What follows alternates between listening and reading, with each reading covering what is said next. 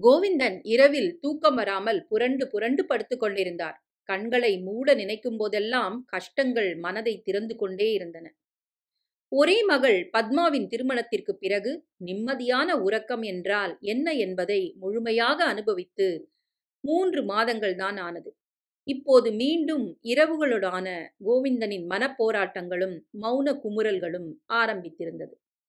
படுத்தவுடன் உறங்கும் வரம் ஏழைகளுக்கு எப்போதுமே வாய்ப்பதில்லை. புகுந்த வீடு சென்ற மகள் தாய்மை அடைந்தவுடன் பெற்றவர்களின் சந்தோஷத்திற்கு அளவே இருக்காது. திருமணத்திற்கு வாங்கிய கடன் எல்லாம் வீண் செலவாய் போகவில்லை என தகப்பன் நினைத்து பெருமை கொள்ள செய்யும் சந்தோஷம் அது. ஆனால் அதே தந்தையின் மனதிற்குள் வெளியே காட்டிக்கொள்ள முடியாத அடுத்த சுமையை மகளோடு சேர்ந்து பேறுகாலம் வரை அவரும் சுமக்க வேண்டிய கட்டாயம் ஏற்படும். திருமணத்திற்கு வாங்கிய கடனின் கால்வாசி கூட அடையாத நிலையில் அடுத்த செலவு வீட்டில் சந்தோஷ செய்தியாக வந்து சிரித்து கொண்டிருப்பதாக நினைத்து சிரிப்பை முகத்தில் காட்டி கவலையை கண்களில் மறைக்க முயற்சி கொண்டிருந்தார் கோவிந்தன். கணவனின் இந்த வலியை உணரும் வரை பார்வதியும் அந்த சந்தோஷத்தை அனுபவித்துக் கொண்டிருந்தாள். இருவரும் தூங்கச் செல்லும் முன் அலைபேசி அழைப்பில் வந்தது அந்த ஆனந்த செய்தி. மகள் பத்மாவே அலைபேசியில் அழைத்து தாயிடம் பகிர்ந்து கொண்டாள். அந்த சந்தோஷத்தை கணவனிடம் கூறிவிட்டு மீண்டும் பேசத் தொடங்கிய பார்வதி அந்த அழைப்பை அணைத்துவிட்டு கணவனின் முகத்தை பார்க்கும்போதுதான் அவளுக்கும் புரிந்தது.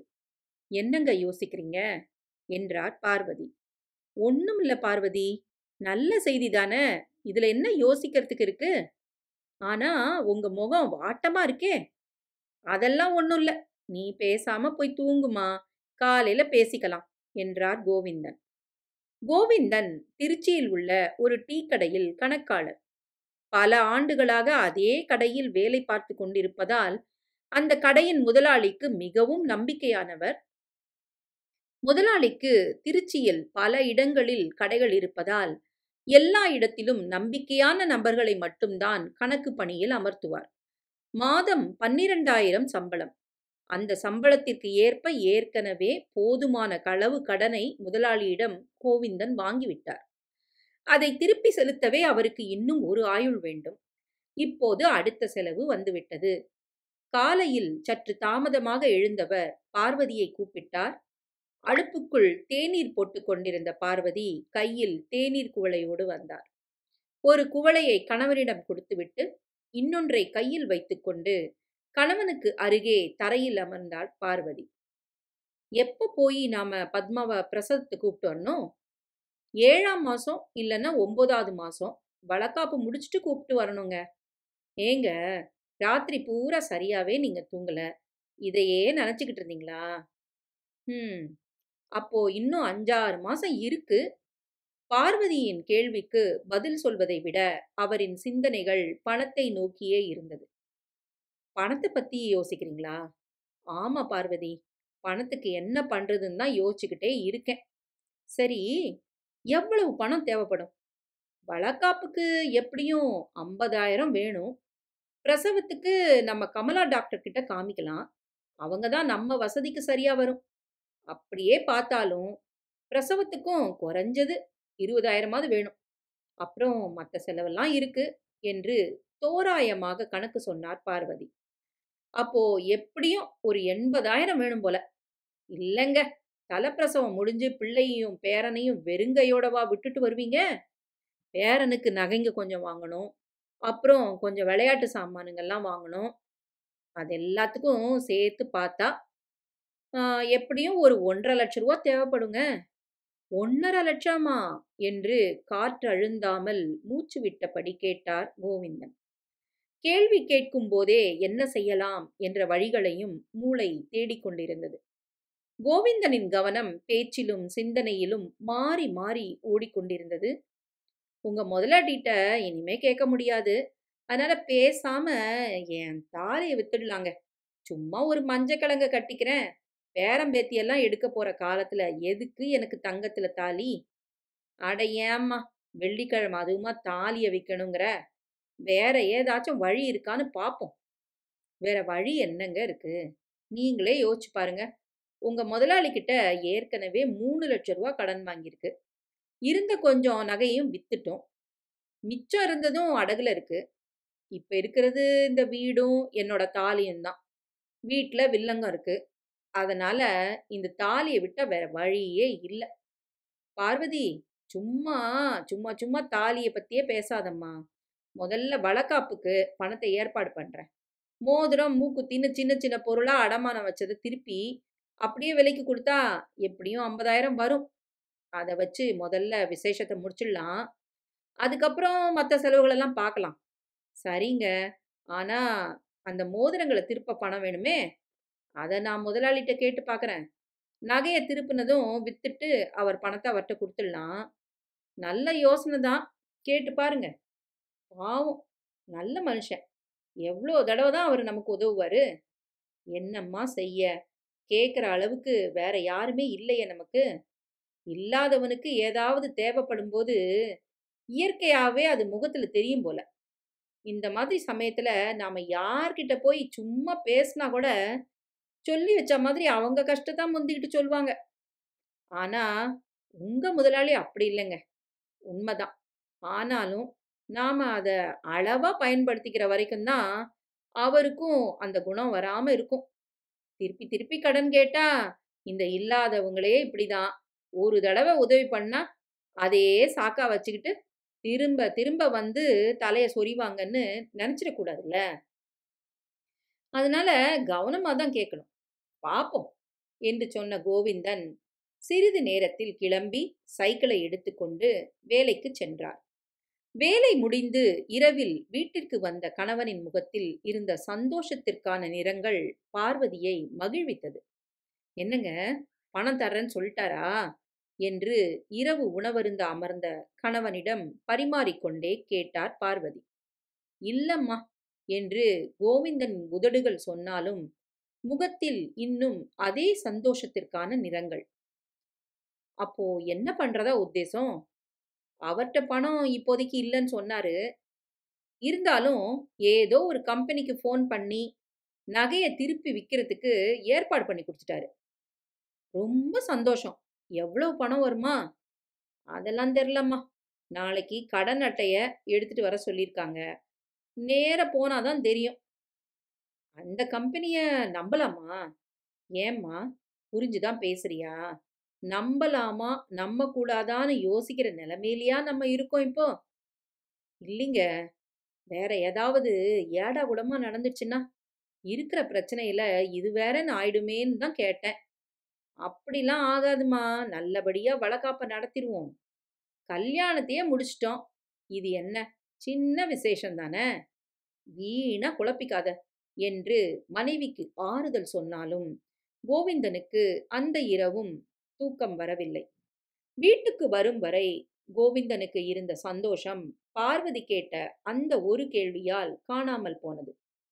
பார்வதி சொன்னது போல் நகையை ஏமாற்றி விட்டார்கள் என்றால் என்ன செய்வது என்று சிந்திக்கத் தொடங்கியது கோவிந்தனின் மனது. இடது வலதாய் தூக்கமில்லாமல் உருள ஆரம்பித்தது அவரின் உடல். மறுநாள் விடிந்து கடன் அட்டையுடன் வேலைக்குச் சென்றார் கோவிந்தன். இரவு வீடு திரும்பும் வரை பார்வதிக்கு ஏனோ சிறிய பதட்டம். காலையிலிருந்து பார்த்த எந்த வேலையிலும் முழு கவனம் இல்லை. வீட்டிற்கு வந்த கணவனை பார்த்ததும் அவளின் படபடப்பு ஓரளவு அடங்கியது.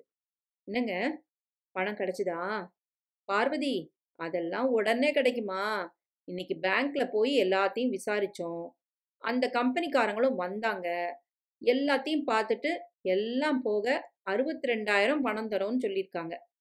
பணம் வேணுங்கிறப்போ நகை அட்டைய அவங்க கிட்ட குடுக்கணுமாம். அது வரைக்கும் பேங்க்ல இருக்கட்டும்னு சொல்லியிருக்காங்க." "ரொம்ப சந்தோஷம். நான் ரொம்ப பயந்துட்டேன். சரி சரி, சாப்பாட போடு." சில மாதங்கள் ஓடின. பத்மாவின் வளைகாப்பு 7ஆம் மாதம் நல்லபடியாக முடிந்தது. அவளும் தாய் வீட்டிற்கு தலை பிரசவத்திற்காக அழைத்து வரப்பட்டிருந்தாள். பத்மாவிற்கு 9ஆம் மாதம்தான் பேறுவலி. ஆனால் கோவிந்தனுக்கு ஒவ்வொரு நாளும் மகளை பார்த்து பார்த்து கவனிக்கும் போதெல்லாம் அவளுக்கு பிரசவ வலி எப்பொழுது வருமோ என்று பயந்து கொண்டே இருந்தார் கோவிந்தன். பத்மாவின் கணவனை விட பேறுகால கவலைகள் கோவிந்தனுக்குத்தான் அதிகமாக இருந்தது. ஒரு வழியாக கோவிந்தனும் பார்வதியும் முடிவு செய்து பார்வதியின் தாலியை விலைக்கு விற்றனர். இருந்தாலும் இன்னும் பணம் தேவைப்பட்டது. நண்பர்கள் சிலரிடம் சிறிது சிறிதாக பணம் கேட்டு மேலும் ஒரு 5000 ஏற்பாடு பண்ணியிருந்தார். பார்வதி, நாளைக்கு போய் நகை வாங்கிட்டு வந்துடலாமா? 8 மாத வயிறை கையில் அணைத்தபடி உறங்கிக் கொண்டிருந்த பத்மாவின் தூக்கம் கெடாமல் மெதுவாக கேட்டார் கோவிந்தன்.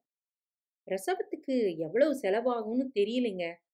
அதுக்கப்புறம் எப்படியும் 3 மாசம் இங்க தான் பத்மாவும் குழந்தையும் இருப்பாங்க. அப்போ வாங்கிக்கலாம்.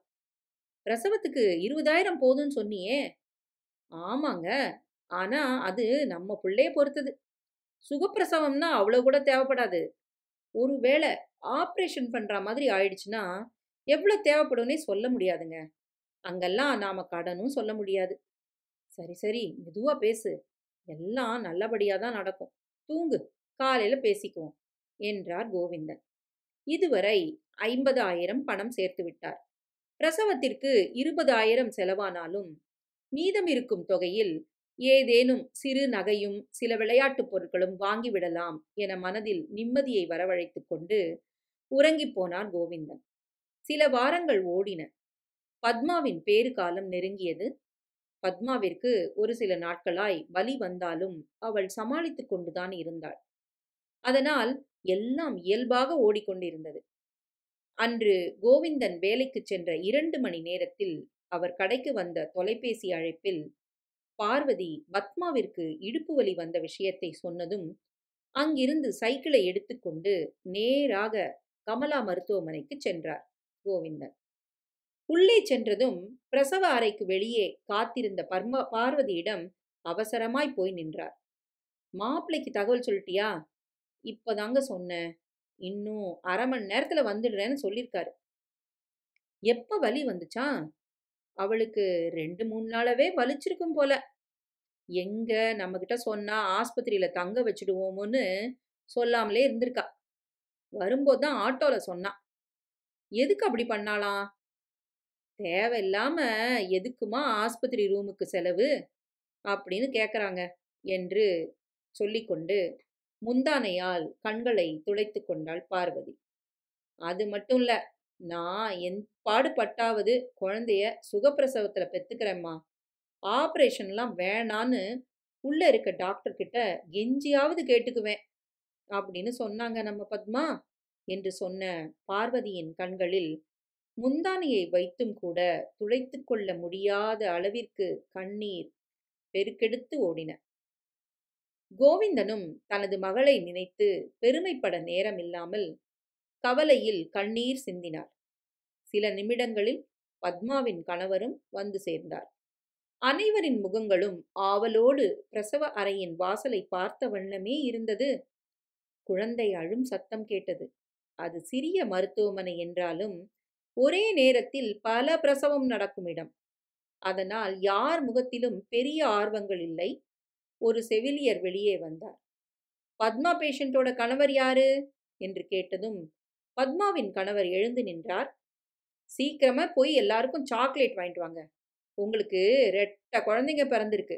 ஆண் 1 பொண்ணு 1 என்று சொல்லிவிட்டு இயந்திரமாய் சிரித்தார். ரொம்ப தேங்க்ஸ் சிஸ்டர். பத்மா எப்படி இருக்கிறா? பத்மாவின் கணவர் கேட்டார். அவங்க நல்லா இருக்கிறாங்க.